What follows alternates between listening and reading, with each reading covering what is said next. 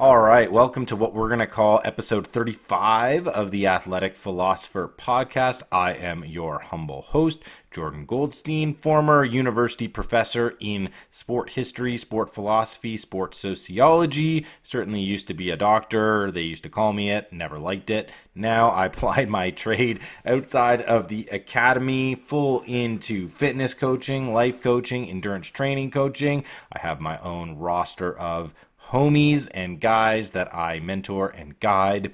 And I also serve as the tribal prof on tribal training, the world's most, I would say, expansive, creative, exploratory, and intriguing endurance training team for everyday heroes like you and me. And I'm very excited to be back here podcasting with you today. I've been away for a little bit too long, I would suggest. But I was away last week in Canada being solo dad with my two kids. There's a couple of 8-hour drives in there. Maybe I'll make a podcast about how we survived those and not only survived but thrived, the three of us, and just didn't find the time. But that's okay, beautiful people. That's okay. We've got a very special episode here today because I want to talk a little bit about, well, just a little bit of everything that I do nowadays, which is a bit of reading, a bit of writing, a bit of running, a bit of philosophizing, a bit of coaching, a bit of guiding, and a little bit of exploring. And what I want to talk to you about today is a little book project that I started up within tribal training. Now, about 2 months ago, I advanced the topic of starting a book club within our group. Now, there's about 60 or so people on the team, and everybody is training hard for endurance, right? We have people that are going for Ironmans, 70.3 triathlons, which is like a half Ironman distance, ultra runners, and sort of like everybody in between, and people working up to those bigger races. But we are not a collection of individuals who just want to max out in the athletic arena only. We want to utilize the lessons that we get in training for these events and in competing in them into the rest of our lives so that we can leverage those lessons to become better husbands, fathers, employees, employers, entrepreneurs, artists, etc., etc., etc.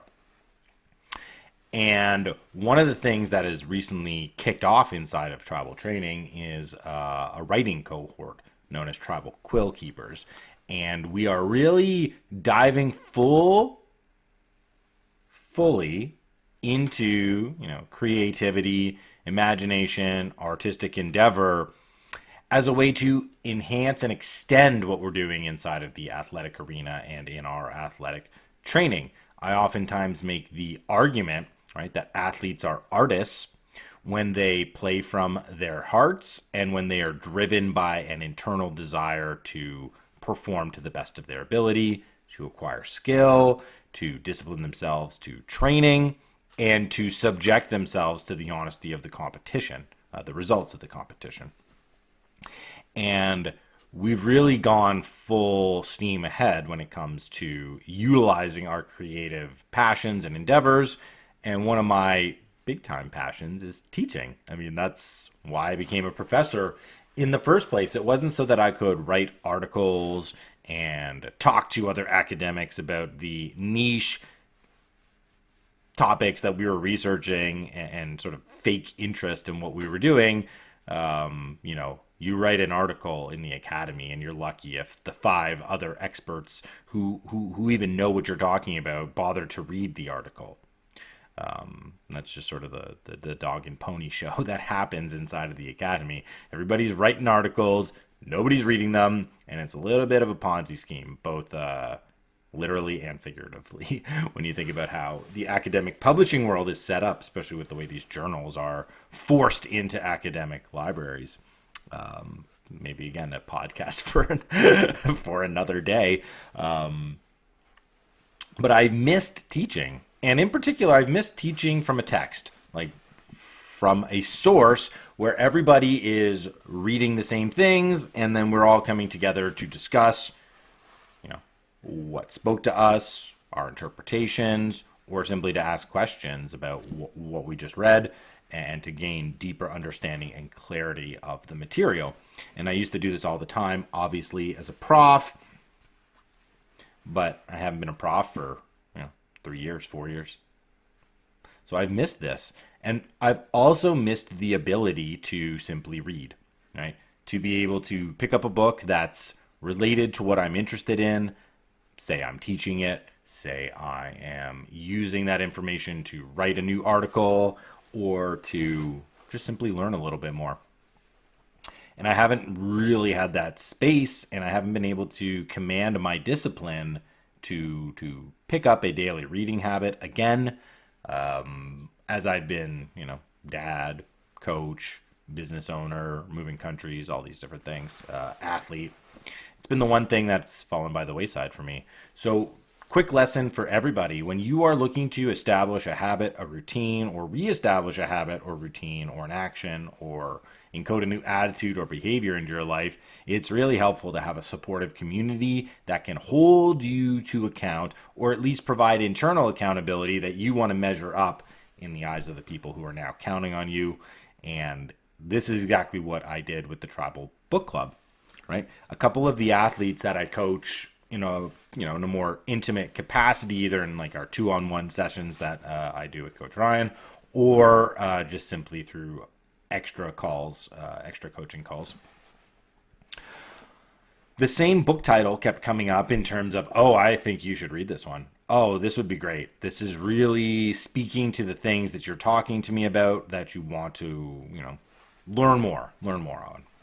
And when you start to have a common pattern in a lot of different discussions, you kind of are onto something. And the book that kept on coming up was Walden by David Henry Thoreau. And after, mentioning this to 2 or 3 of the athletes on the team, that, hey, you should do it, I posed the question, and I've asked this question many times too. Hey, would you guys be interested in a book club? Like where we all read the book together, all lead in terms of setting the pace, providing some prompts, and organizing spaces for people to talk about the book. Would people be interested? So I sent out a broadside in our group chat to the 60 plus members of the team. And I said, hey, is anybody interested in starting up a book club? I'll pick the titles. I'll tell everybody sort of how we should be reading it. But then we'll open it on up. And the first book that I'm thinking is Walden. Is anybody interested? I think I got 18 thumbs up, which meant go. Green means go. So about 2 months ago, we started up our first tribal book club that the tribal prof is leading. Makes perfect sense when you think about it. And we are athletes that are striving to become greater in body, mind, and spirit all combined. So this is a way for us to really focus on the mind or the intellect as one of the 3 components of embodiment that we're all trying to develop here on the team. So there's a lot of enthusiasm, and I have a couple of things that I want to talk about today. I don't have a guide. I don't have notes. What I have is the book in front of me. I got my phone, which I took all my notes on when I was reading the book, and just my experience. So what I think I want to talk about here, because I really appreciate the idea of emergence and allowing the course of things to just flow naturally from the experience. And the same thing with all these podcasts. I think there's 3 things that I want to talk about. I mentioned a little bit of the first one, like how do you just kick back into a daily habit? How do you do something that's difficult but that you want to do and that you've tried multiple times before and you just haven't got it to stick? This is certainly what was happening to me when it came to the reading habit, but it's what a lot of people struggle with when it comes to fitness. So I'd like to talk about that, and then I want to go into running the book club, what I was aiming at, some of the prompts that I used. If anybody out there is interested in reading Walden, I would love to be able to send you some of these prompts. And so I'll leave that open to the end, but certainly I'll mention how you can get in contact with me if you're interested in taking this book on by yourself. I'm happy to help guide you in a bunch of different ways. And then what I want to do is just talk about the actual text. I want to talk about what spoke to me the most. I want to talk about how I was able to make it through, why that's related in itself to endurance training, to athletic training. But then I want to pick out some of the themes and some of the actual text to talk about Walden as a book that is strongly linked to a lot of the ideals that I talk about when it comes to athletics and in particular to endurance training. And then we'll do some sort of a conclusion. Maybe. We'll see. We'll see when we get there. Okay. So first up, how do you do something that you know you want to do, that you recognize is going to be valuable, but you just can't figure out how to put it onto the schedule? You just can't figure out how to find maybe the day-to-day consistency in order to do it. Listen, guys, I have a PhD. The idea of reading is not something that is difficult for me. I'm surrounded. If you're watching this, like, I've got books. I've got books all around me on my bookshelf. I'm holding a book. I literally, just pulled out 7 new books. They're old books, but from another box. We're still unpacking from this move, and my books just keep coming out of boxes. I have so many, and I love reading. And I really wish that I had some representation of all the books I've read from the libraries as well over the years, because it's probably 4 times as many books, physical books, that I actually have. So reading is not something that's difficult to me. It's not something that's foreign to me, but I've struggled mightily to kick back into a daily reading habit ever since I've stopped being a university professor. Like, when you're a university professor, you recognize it's part of your job to sit down and read articles, books. You take an entire summer off of teaching so you can read and write. Some of my days would just be 4 hours of reading in the morning, taking notes, and then sweet, I'll have to play golf in the beautiful July heat up in Canada. And that's productive. But when you're not a prof, it's harder to justify those just reading days as part of your sort of productivity, especially when you're trying to build a business and establish, authority as a coach in this space. I was skating by on a lot of books and things that I'd already read. I wasn't actively reading, wasn't actively pursuing new knowledge or even clarifying or refreshing myself on knowledge that I'd acquired in books that I love and enjoy reading more than once. And this idea of a tribal book club, while I did want to share my love of textual analysis, and in particular books that I think speak to the deep themes that penetrate our team, I really wanted a kick in the butt for myself. I wanted to finally reestablish this reading habit. I've done so many things to acclimatize myself to being an online entrepreneur or a more stay-at-home dad over the past couple of years as I've been transitioning out of being a university prof. And this is the last piece of the puzzle to me, is trying to fit that reading piece in. And just like with so many other things, having other people to hold you accountable and to become responsible to unlocked that last little bit of potential that I was looking to eke out of myself, right? When I say, hey team, who wants to be involved in a book club? I'm happy to lead. Guess who's got to finish the darn book? If there's one of 18 people that are going to finish it, it's got to be this guy. And Walden is not an easy read, friends. This is a dense book. It's written in 19th century prose. Thoreau himself is a bit of a narcissist. He tends to meander a lot. And there's these really deep points of the book where you simply want to just reread that paragraph for the next hour. And then there's times in the book where you're thinking page after page, what am I even doing reading this thing? What am I even getting out of it? It's a challenging read. It's a very rewarding and meaningful read if you can make it all the way through, but it's not easy. So this was kind of an expert level challenge to myself. It's hey, if I can put myself out there that I want to run this book club, I'm going to be responsible for showing that I'm doing the work and for leading and guiding other people in the team. And this is an area of my, expertise. Well, I have a lot of pressure on me to rise, perform, and model. So that extra responsibility of, hey, who wants to do this and I'm going to lead it, right? That gave me the accountability to just sit down and think, okay, well, how now am I going to reestablish this habit? How am I going to find time in my busy day to not just like read, but read in a thoughtful, intentional way? We do a lot of mindless reading, especially with these infernal phones, right? You're just scrolling up and your minds are reading these like short form little tweets or these posts on Instagram, or we're looking at, CapCut videos where we've got the captions, right? So we're reading, but we're not intentional about just sitting down and absorbing the text and then reflecting on it. Like there's no intentional study. There's no intentional work being done with most of what we're reading day to day.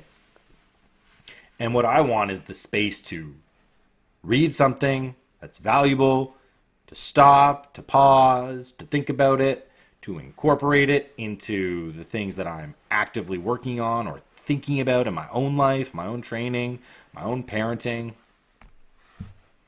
And then talk about it with other people who are also reading the same thing, who are also looking to get the same types of utility, but also meaning and enjoyment and fulfillment out of the activity, out of the exercise. So if you're out there, and this could be almost any habit, right? This could be almost any habit. When you need a little bit of a kick in the pants on yourself, and you've maybe tried 1, 2, 3, 4, 5 times to get it going on your own, but you can't, and you keep spinning your wheels like I was doing, this is a great signal to now go out and employ other people. Get involved in a community, ask for a leadership position, take on some responsibility, become accountable to leading other people in that activity, and lo and behold, you got all the motivation and desire and intention that you need to make it stick. To make it stick, right? So that's like the big takeaway from just the whole process. I wanted to reestablish a positive habit in my life. I had failed on my own, so I checked the ego, and I relied on other people for help.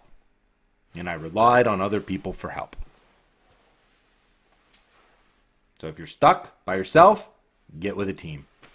Okay, so number 2, applying athletic and endurance training principles to reading. Simply to reading. So now we're going to go into the text. Hopefully we won't be doing this too much, because I don't just want this to be me reading Walden and some important parts to it, but that's also part of the story. So I want to read this text. Here's a quote. So this is applying athletic and endurance training principles and actually reading the book, getting through the text, and understanding it. Because as I mentioned, Walden's not an easy book. It's really not an easy book. And Thoreau himself has a whole chapter on reading. So I'm going to read this quote. I want to talk about the book, and then I'm going to talk about how he made it happen. Okay. Quote, "To read well, that is, to read true books in a true spirit, is a noble exercise, and one that will task the reader more than any exercise which the customs of the day esteem. It requires a training such as the athletes underwent, the steady intention almost of the whole life to this object." End quote. So Thoreau, when talking about reading and reading with intention, he's saying this is not an easy task. This is actually something that requires all of you. All your focus, your determination, your will, your talent, your concentration, your sacrifices. And he linked that to the ancients, to the athletes, to the Olympians, the ones who were praised on high for their dedication, for their intention, for their resiliency, for their discipline, and for their skills and talent. Now, one of the reasons why I have failed personally reading Walden in the past is because I get too caught up in the words. Like, the first couple chapters are so deep and they're so hard hitting that you just lose yourself trying to take notes or trying to remember all the sentences or the phrasings. And I've had this happen too. And I knew that a lot of the people on the team would likely get caught up with that as well. So I wanted to try to set a bunch of different types of prompts and really provide a strong backbone when it came to just getting through the text. It's a lot like an endurance race. Like if you're running a marathon, you got to get through the 26.2 miles. For some people, that's running at a consistent pace. For others, that might be a run walk. For others, that's like, oops, I bonked in the middle and I was running really well and now I can only walk. It's okay. You still got to make it through. You still got to make it through from the start to the finish. And as I just mentioned, now that I'm leading the group, there's no chance I can't finish. I've got to read every single page and I've got to model how to make it through for people who are not as intellectually inclined as me. So I love text. I love abstract ideas. I love the realm of the intellect, right? Obviously, I was a professor, a PhD. Most people aren't like that. So I can't have this expectation that people are going to be as gung-ho in the world of ideas as me, and I have to kind of moderate how fast we're going to go. Like when I put in the chat, hey, let's do a book club, one of the people who was enthusiastic in their response said, yes, great. I wanted to read a classic book a month. This is great. And then I said, there's no chance we're all reading this together in a month. This is like a 300-page book, and the pages are packed with text. It's not like you breeze through one of these pages. And remember, some of these sentences are like paragraphs, and you want to reread them. And Thoreau will say something, and you'll stop for 5 minutes just to think about the gravity of what he just said. So it's a painstaking labor to get through this book. It's a real endurance test. So right off the bat, I recognized this, and I said, hey, here's how we're all going to get through this together. We're going to read in 2-week segments. We're going to read based on groupings of pages, and it's going to break down to an average of just about 8 pages a day. So if you can manage 7 to 8 pages a day reading this book, you're going to finish in 6 weeks. Like, we're going to all go for 6 weeks together. And I just simply put a rule for myself. I'm going to read 10 pages a day. I'm going to stop at 10 pages. I'm just going to pick it up. That's going to give me 70 a week, which is going to get me effectively to the 6 weeks a little bit before. So there was a little bit of buffer room that I built in. But this is what I told the group right off the bat. I said, hey, this is likely what's going to happen. You're going to have a lot of energy at the beginning, and it's going to fade out. If you want to seriously get through this book in the 6 weeks, adopt a very similar approach that we take to these races, right? One of my tags for ultra running that's made it in its way into the team lore is consistency, not urgency, right? So if you are urgently trying to make up, 50 pages on the weekend, you're likely going to be sputtering out and failing. But if you just consistent, 8 pages a day, guess what? 6 days, you've read your 50 pages. And so just by breaking it down into a concept that's,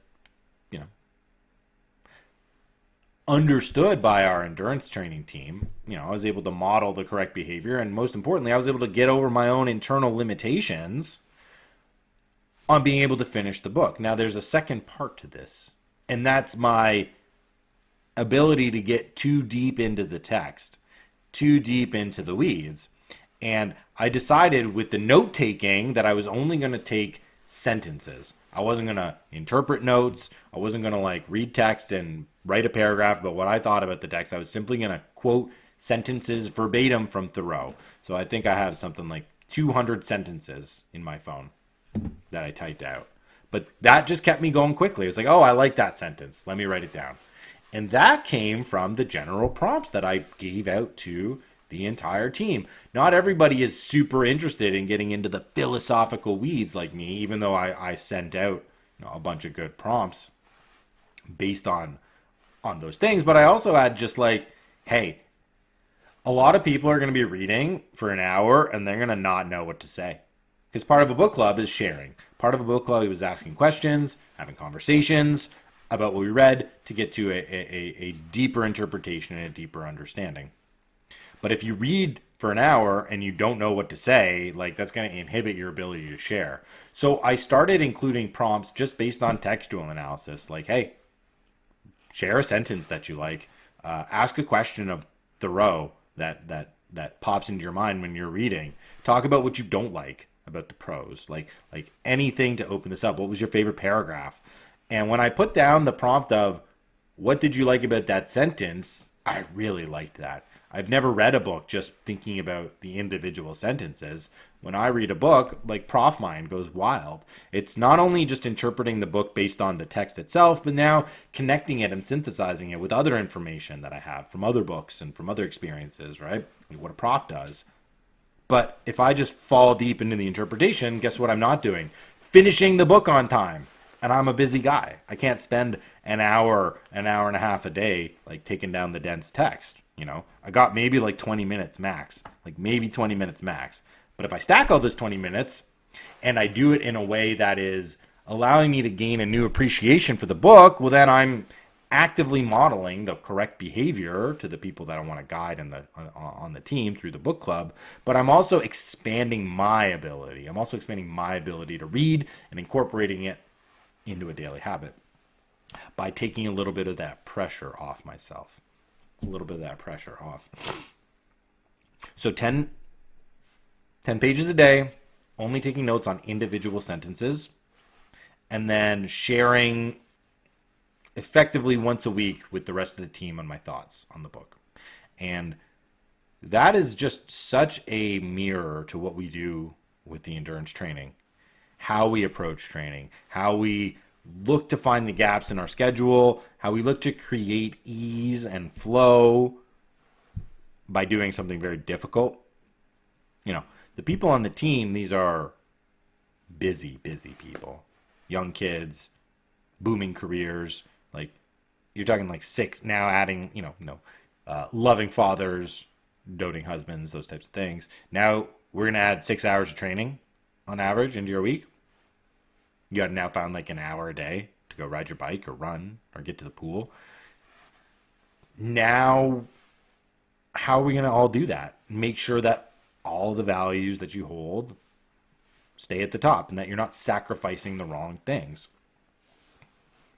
So people on the team, we're used to this. We're used to finding ways to do the hard thing in a way that's naturally easy for us. So when it came to reading 10 pages a day, only taking sentences, that was an easy way for me to do a really hard thing, which is read a book I've been trying to read for the past 5 years. I've read it once before, but I've tried another 4 or 5 times just to read this particular text. I've also tried to do the daily habit with other books and I still can't get it done. So that has been such a hard thing. I want easy ways to do it. So easy ways with reading, but easy ways in terms of also bringing in the community, just like I talked about in point number 1. Okay, so let's just look at some objective results of this book club, and then I will get into my own interpretation here. So, objective results, we had like 18 people sign up. I put out some prompts. I said, here's what I'm hoping to do. I want everybody to share on Sunday. First 4 Sundays, we had some great shares. Then things dropped off. Like, as I kind of expected they would. Attrition is big. People get enthusiastic about a new idea. And then, again, it's just not working. It's not fitting in with them. There's also the whole thing is like you pick up the book and you read the first few pages and you don't like the book. Totally fair. I ain't going to make anybody finish a book they don't like. Like, that's one of the rules of reading. If you don't like the first 5 pages, you're not going to like the rest. So just put it down and go find another book. We don't have to read the same things. Like, we're not studying for a test. And if you determine to read a book that you don't like, well, just recognize that it's a different thing. And now you're studying and it's a whole different ballgame. I honestly didn't think anybody would finish. I'm not going to lie. I didn't think any other person would finish. I wanted this one to be really difficult because I wanted to see if we could establish the habit with something difficult and then check down to something a little bit more easy, a little bit more accessible, and a little bit more on brand. And we're already into book 2. We're already seeing that type of success. And I'll likely do a recap pod on book 2, so don't worry about that. We'll get it in the future. But we had a couple of people keep going throughout the whole 6 weeks. Our Australian champion, Mr. Parker, finished the book. He and I had a couple of one-on-one chats about the book. I hosted a couple of impromptu book chat conversations, which ended up being really, really good for the few people that were able to join. But ultimately, I think that was one of the reasons why this first go was not as successful as I hoped. I wanted more stimulation. I wanted more conversation, but I'm not sure we created the correct avenues and spaces for people to come together and talk.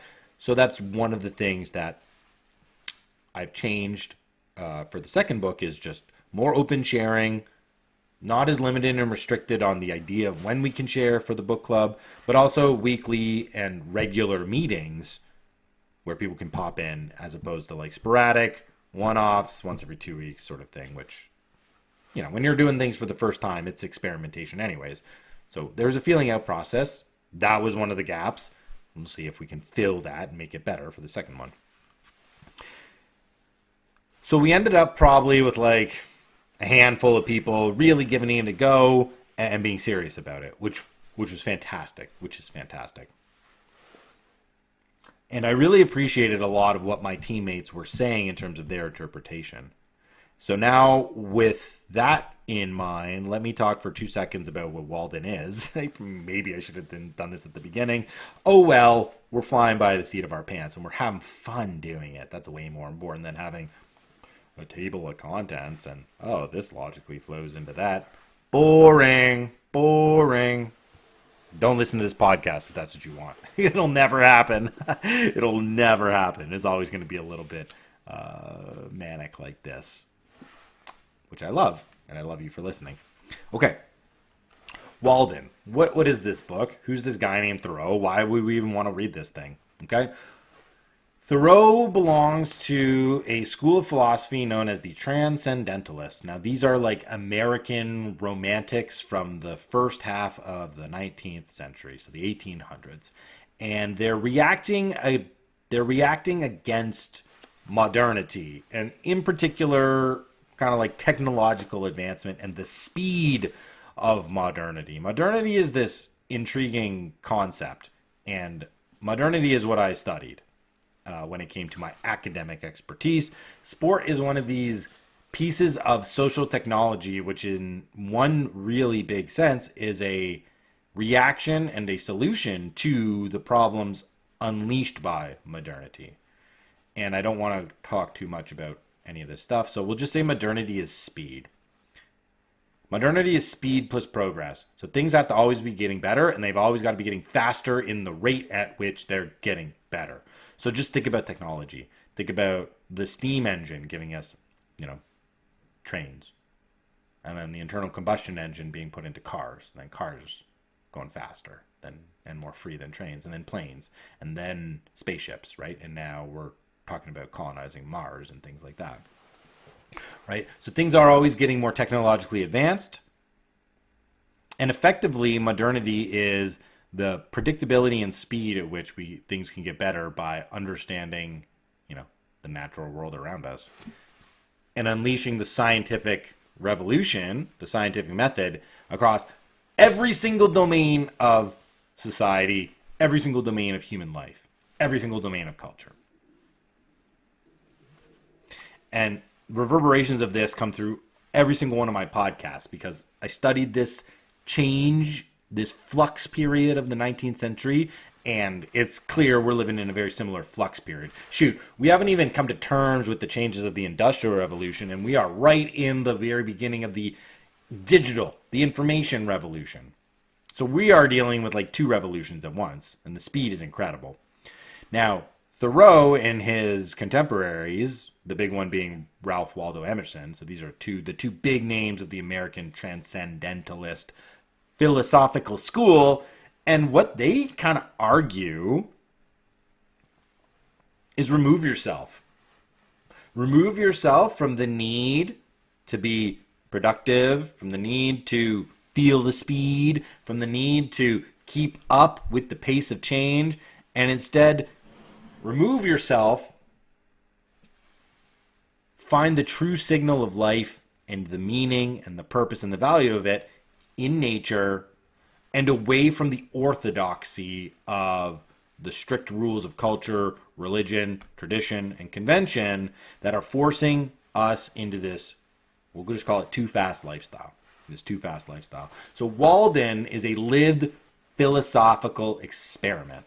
All right. Thoreau goes into the woods. He's living in Massachusetts. He lives in a village called Concord. He goes out into the woods, squats by Walden Pond, builds himself a house, and lives there for 2 years. And Walden is the experience that he has, but also sort of like the philosophy that he imbibes and imbues in himself simply by going out and living it. So he goes out in the woods, he removes himself from society, and he basically strips himself down to the bare necessities. Look for the bare necessities. And the reason why I love this book so much is because it forces us to re-examine what we think is necessary in our lives and to interrogate strongly and strictly the expectations of what we hold that we need in life. And oftentimes we come to the conclusion by reading Thoreau that we want too much comfort, we expect too much ease in our lives, and what we really need to do is simplify. Get back to the essence. Kind of like not keeping up with the Joneses and deciding to sit by a pond all day and watch the ducks, which he does a lot.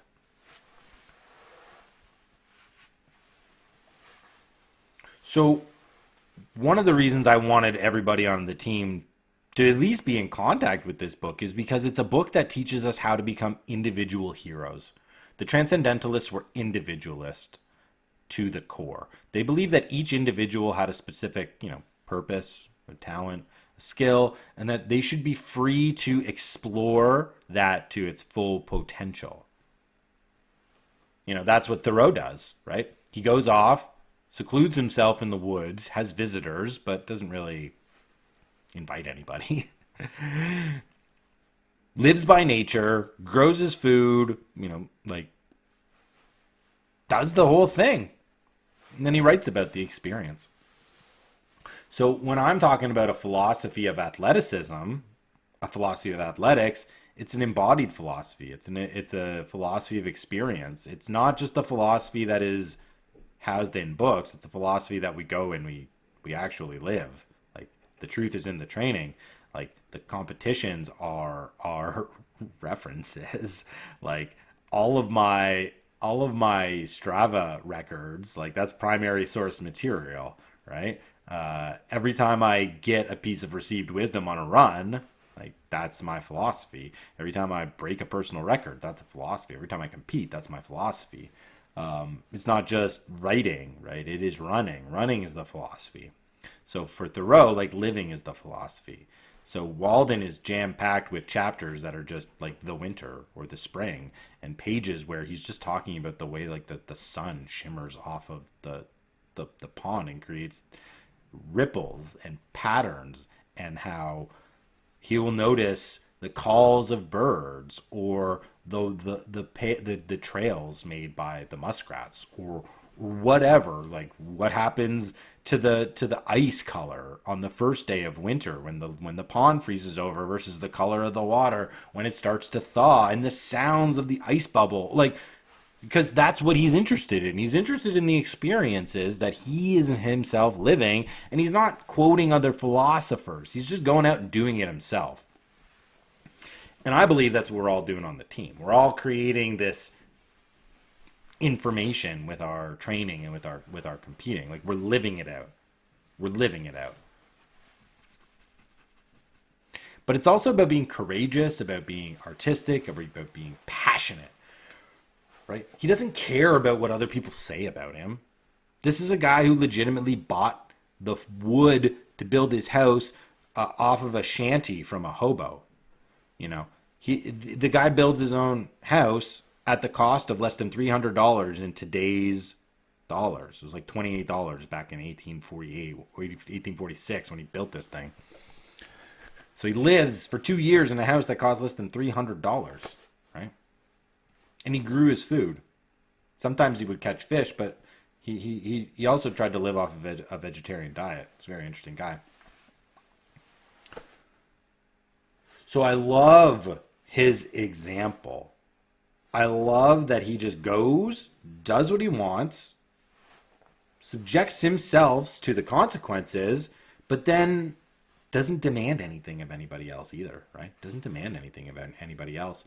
And when you are endeavoring to go out into nature, to face its challenge honestly and to endure through it, like, I mean, that's something that everybody in our team, and frankly, everybody in life, can learn from. So it's a really important book in that sense. And the thing that it speaks to me most about, because I've read the first few chapters a bunch of times, there's all these amazing quotes. Let me just pull up a few in my notes app here.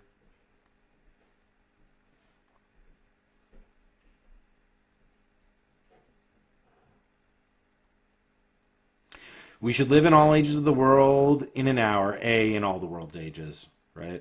Nature just gives us this beautiful place to connect back to what's real, to what's essential, to what's mythical, but what's also true. Nature is as well adapted to our weakness as to our strength. It gives us the truth.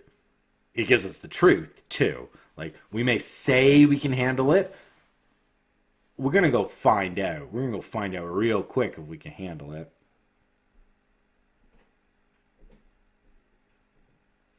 It's a lot of talk about spirituality, finding the divine in the nature, not necessarily in a house of worship, but in our experiences of the eternal. And when we think about nature, we've got the cycle of life, the circle of life, we've got the seasons, we've got the finitude, we've got the linear progression, but also the cyclical progression. Like, we sense the eternal when we're in nature. This is one of the reasons why we go out for those beautiful hikes where we want to see from the top of the mountain, right? It's to know that things are bigger than us, that they stretch beyond us, and in a sense that's incomprehensible to us. And about how the modern world, with its race for comfort, convenience, and status, robs us of the ability to, like, feel that signal deep inside of us. We now no longer camp as for a night, but have settled down on earth and forgotten heaven, right? We're too busy caring about the next fad, the next fashion, the next piece of technology is going to make my life easier so I don't got to do the hard work. And then that robs me of the divinity of my experiences because I'm just cutting corners. I'm just looking for the easy way out, always.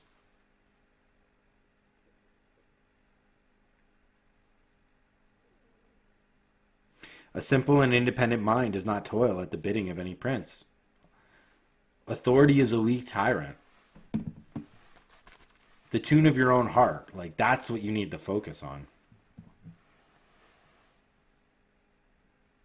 And it's about how people just get stuck in their ways. They end up living for other people's expectations, forgetting their dreams, and living these, as he describes it, quiet and desperate lives. Right? This is why we see what? Midlife crises in so many people, because they recognize, shoot, I've been living for everybody else's values and I kind of want to do what I want to do now. But you're like 50 and you're dyeing your hair and you're riding a motorcycle and it's awkward, right? It's awkward because you gave it away when you could utilize it, and now that it's kind of like out of your grasp, now you're trying to gain control over it. Thoreau tells us, like, no, That signal of your heart, that's the thing. That's the thing that is the most important.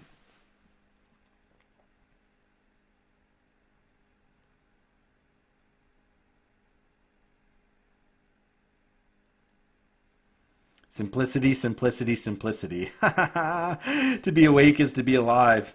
We are determined to be starved before we are hungry. Yeah. And how everything in society is there to distract you, is to get in the way of that internal signal. And I am sure that I've never read any memorable news in a newspaper. Yeah, that's a good one. That's a good one, Henry. That's a good one. Children who play life discern its true law and relations more clearly than men who fail to live it worthily, but who think that they are wiser by experience. That is failure. Oh! The children play with their hearts. They understand these things way more so than the confused adults who think of the world as serious, way too serious. Now we gotta cut corners. I don't have time to just sit and observe nature. Like, I got a mortgage, I got debt to pay off, I have adult responsibilities, I got seriousness. Thoreau just says these are your silly expectations. These are your silly expectations getting in your way. He's not wrong. He's just not wrong.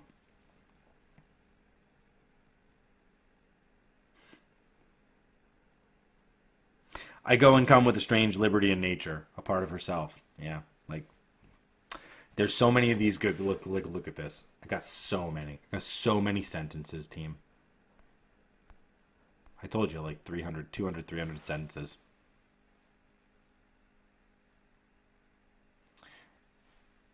The final one that I did, page 296. There's an incessant influx of novelty into the world, and yet we tolerate incredible dullness by doing the same things that we don't want to do, to fulfill other people's expectations, to get the things that we don't really want, in order to live lives that we're not really happy about living. Whew. Now, what I've really taken away from this last reading of Walden is the importance of stripping away expectations, the wrong expectations. When Thoreau frees himself from the external expectations, he's able to open up an entire new world to himself. He spends days gazing at animals and plants. He does a little bit of work, but mostly he's just observing, and then he's writing down these observations. And you can't do that. You can't find the importance of a sunrise. He talks a lot about sunrises, being a worshiper of ambrosia. And yeah. Now I'm getting it all mixed up. Sorry, guys.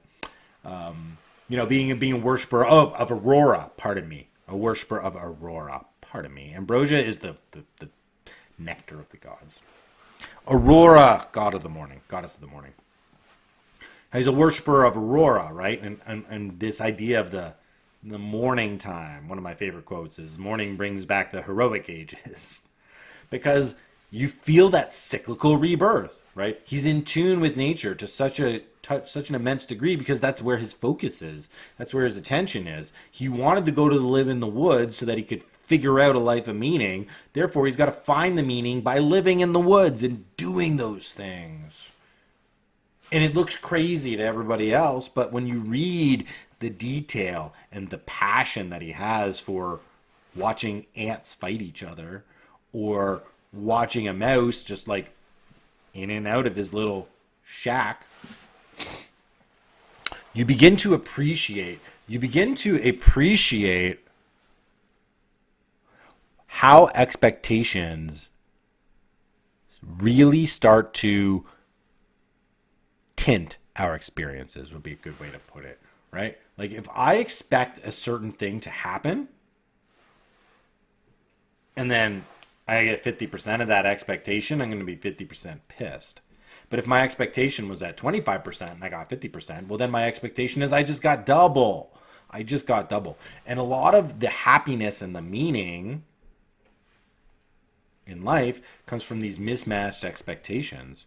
When I live in a society and the expectation is that I got to do everything that everybody else is doing, I got to aim at the same types of happiness and purpose that everybody else aims at. And when I do that, and I still ain't happy, and I'm not fulfilled, and there is no meaning, well, what is the lesson? That nobody can live a life of meaning? No. It's that my expectations are wrong. My expectations were if I do this, I'll get that. But what were you doing? You were just sacrificing yourself. You were trading yourself away. You were making decisions based on expediency, on comfort, on fitting in, overdoing what that internal signal told you. And if my expectation is something like live by the truth, as opposed to get the most stuff, well, shoot, how radically different in my life is my life going to be? I might have the exact same things happen to me. Clearly, there's only one course of action that I'm actually going to go on. But there's all these potentials. But I have one course and an expectation from one side or for the other side is going to determine that path for me. It's going to determine the way I view that path. So if my expectation is simply to live a simple life and to be guided internally by the truth, it's going to be very difficult for me to find life without meaning and purpose. Because every single thing that I do, every single thing that happens to me is going to be subjected through this expectation of where's the truth? How do I need to learn by it? Where's the truth and how do I need to learn by it? That's what Thoreau is after. Thoreau wants to figure out the truth. I don't care about what's going on 3 oceans away from me. I want to know what's happening right outside my door because that's my experience. And other people are telling me that I got to know what's going on 3 oceans away because of the newspapers or the telegram. But really, what's outside of my front door is all that matters to me today. It's all that matters to me today.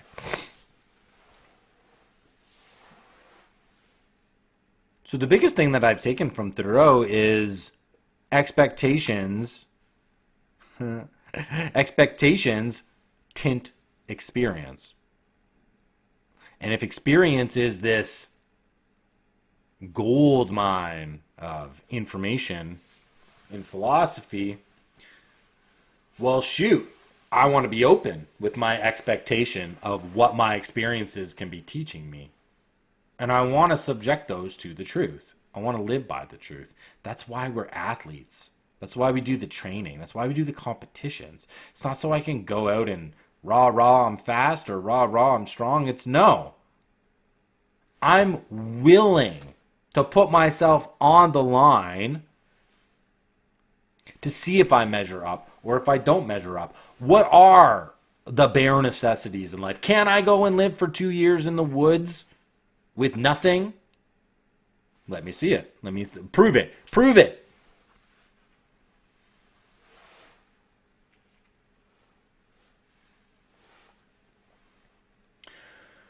So the expectations that we have in our life are culturally and environmentally determined down onto us, and we have to become strong enough in our individuality to know ourselves, to know the truth of who we are, to be able to, yeah, that one just ain't it for me.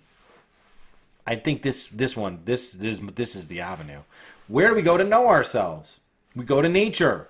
We go to train. We go to the gym. We go to block out the distractions. We go to play. All these things that I've been talking about on the podcast now for 34 episodes.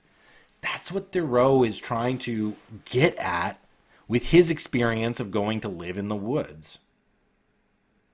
And it's extreme. He's an extreme example of where we can take this. And most of us should never go as extreme, right? But if we go 10% in that direction, if we go 15% in that direction, what does that look like? It looks like endeavoring to live by the truth that's within ourselves and to block out the distractions and the noise and the external expectations of other people that rob us of the beauty and meaning and purpose of our own lives, lived through and by that internal signal of truth. It's always coming back to the open heart. Is the heart open to the world? Is the heart open to the failures of the ego? Is the heart open to the experience and learning a lesson, even if it's not comfortable or expedient or progress or modern? Most people's hearts are closed off. They don't want to feel the pain. They don't want to face the truth. They want to skirt right past it.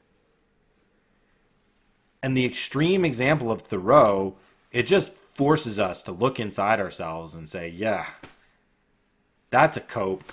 That's me living to an external expectation. That's me trying to impress other people. That's not me living by my own truth. And I need to get the courage. I need to get the courage to live by my own truth. Where do I find the courage? Where do I gain that virtue? Thoreau says, act. Go. Lose yourself in the woods. I say, go train. But also maybe lose yourself in the woods on a trail run. I actually lost myself in the woods a couple times while reading this, and I loved it. I loved it. I loved it. So that's my big takeaway. My big takeaway is Thoreau is an extreme example of the ways in which we need to radically reframe the expectations that we have on our lives as determined to us by our external environments, by our external relationships, and to at least understand that we can block that garbage all out. It's not all garbage, but when it comes to like hearing the frequency, right, and getting in tune with that internal truth, it's distraction, it's noise, it's junk, okay? In that context, it's absolute garbage. Because it's getting in the way. It's piling up. It's making it difficult to feel that reverberation inside of us. So Thoreau says, go act. I say, go act. Get embodied. Know yourself through effort. Know yourself through sacrifice. Don't know yourself through external expectations. All you're doing is setting yourself up for a fall. A gigantic fall. A midlife crisis style fall without any soft way to bounce back up. How do you live without regrets? In the moment, in real time, by tuning into this frequency as often as possible, the one inside my heart. That's where I really am. And the simple act of removing yourself, maybe it's an hour run without headphones, guys. It's not 2 years of living in the woods. Maybe it's just an hour of running without headphones on. That's where we get to know ourselves. And once we do, the world of our experiences opens up and we are released from the shackles of the external expectations, the conventions, the traditions, the history that holds us down, and we become free to realize that true potential that lies inside of us, but only if we endeavor to work hard, make the right sacrifices, and go and do the thing. That's why Thoreau is awesome. He at least is going to do it. He's going to live out what he believes, and he doesn't care what you think about it. He doesn't care if he comes across as narcissistic, as elitist, as out of touch, as uncouth, as dirty, as unfashionable. He doesn't care. He doesn't care because he's willing to do what he says. He's willing to do what he says. And ultimately, when we're interested in the truth and internal accountability, I just want to be able to do what I say I'm going to do. I want to be able to live the way that I say I demand to live. And I want to be able to see it reflected in my experiences internally.